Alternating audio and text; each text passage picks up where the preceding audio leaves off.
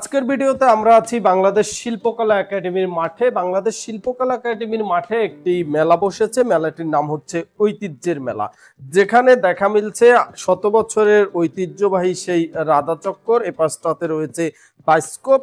এমনই গ্রামীণ নানান ঐতিহ্যবাহী জিনিস নিয়ে এই ঐতিহ্যের মেলা নামে একটি মেলা বসেছে এই বাংলাদেশ শিল্পকলা একাডেমির মাঠে।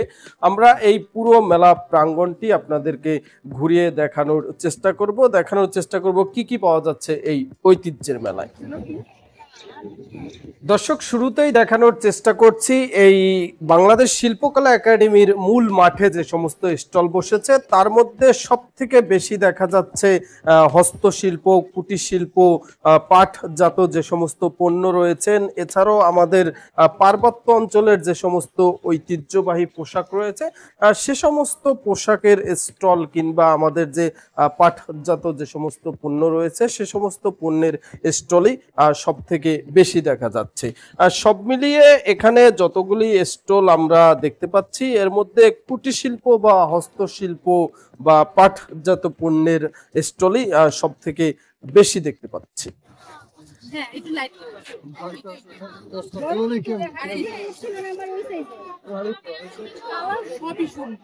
দর্শক, শিল্পকলা একাডেমির এই পুরো চত্বর জুড়ে প্রায় 20 থেকে 25টি হস্তশিল্প বা কুটির শিল্পের এ ধরনের ছোট ছোট স্টল বসেছে।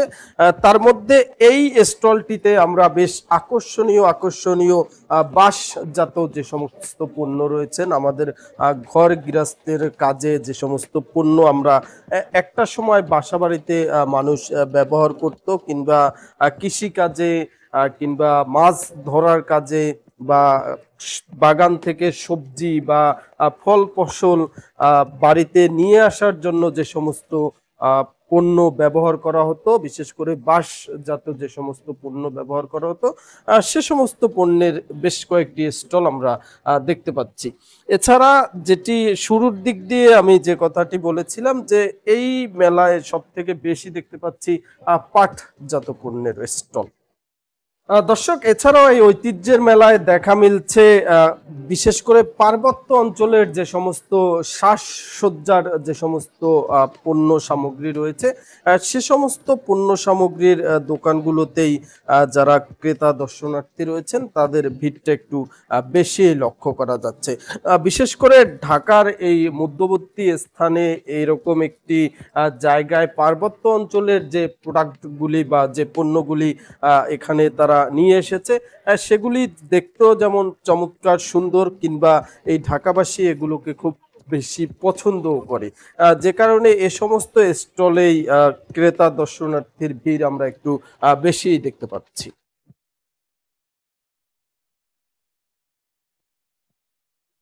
দর্শক, এখানে একটি স্টল দেখতে পাচ্ছি। এই স্টলে আমি যতগুলো প্রোডাক্ট বা পণ্য দেখতে পাচ্ছি এই সবগুলো পণ্যের সাথে আমি ব্যক্তিগতভাবেই খুব বেশি জড়িত, কারণ আমি আমার গ্রামের বাড়িতে ছোটবেলায় যখন ছিলাম এ ধরনের পণ্য আমি নিজের হাতে অনেক বানিয়েছি। সে সমস্ত পণ্য অনেক দিন পরে এই মেলায় দেখে খুব ভালোই লাগলো। বিশেষ করে বাঁশজাত যে সমস্ত পণ্য আছে এ ধরনের অনেক পণ্যই আমি নিজের হাতেই বানাতে পারি।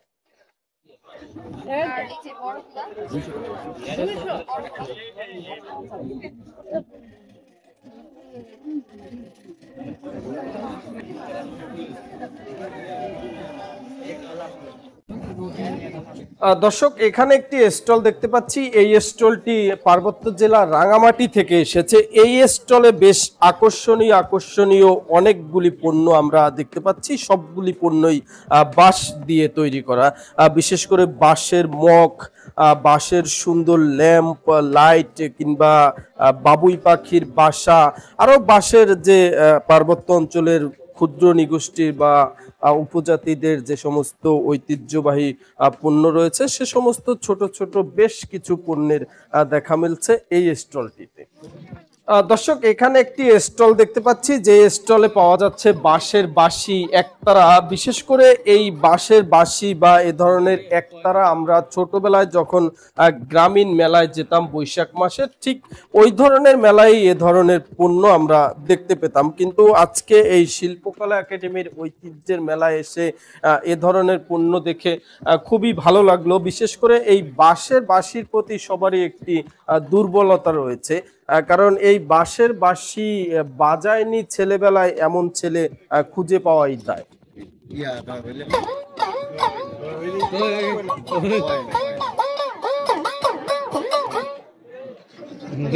কয়েন দেওয়া লাগে।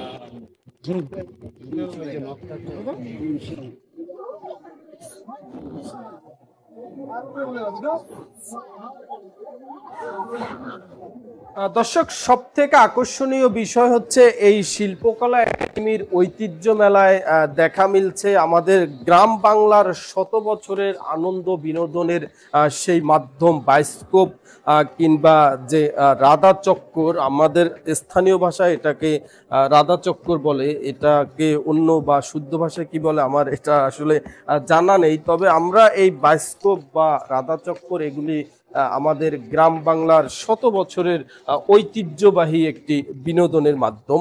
এ ধরনের বিনোদনের মাধ্যম এই ঢাকা শহরের এই শিল্পকলা একাডেমিতে যে দেখা যাচ্ছে, বা শহরবাসী যে এই শত বছরের ঐতিহ্যবাহী সব বিনোদনের মাধ্যমগুলো এই মেলাতে পাচ্ছে, এটা খুবই আশ্চর্যের একটি বিষয়। দর্শক শত বছরের ঐতিহ্যবাহী এই বিনোদনের মাধ্যম বায়োস্কোপকে আমাদের এলাকায় যিনি এই বায়োস্কোপটি দেখাতেন, যিনি এই বায়োস্কোপটি পরিচালনা করতেন, তিনি তার ভাষায় বলতেন এটাকে কায়দা। এবং তাদের নিজস্ব এক একটা গল্প থাকে, নিজস্ব এক একটা সিরিয়াল থাকে, বিভিন্ন কাহিনী নিয়ে এই বায়োস্কোপগুলো পরিচালনা হয় বা এই বায়োস্কোপের মধ্যে যা দেখানো হয়। এখানে যিনি এই বায়োস্কোপ পরিচালনা করছেন, এনার বাড়ি হচ্ছে রাজশাহীতে। আমরা একটু শোনার চেষ্টা করি যে আমরা ছোটবেলায় যে বায়োস্কোপ দেখেছি বা বায়োস্কোপের যে গল্পগুলো শুনেছি, বর্তমান সময়ে সেই সেম গল্পই কি শোনা যাচ্ছে, নাকি নতুন প্রজন্মের জন্য বায়োস্কোপে কোনো নতুন কিছু যুক্ত হয়েছে। এবার আগের ভালো ডানে বামে নজর করা লাগে লেকের বাইরে ভালো।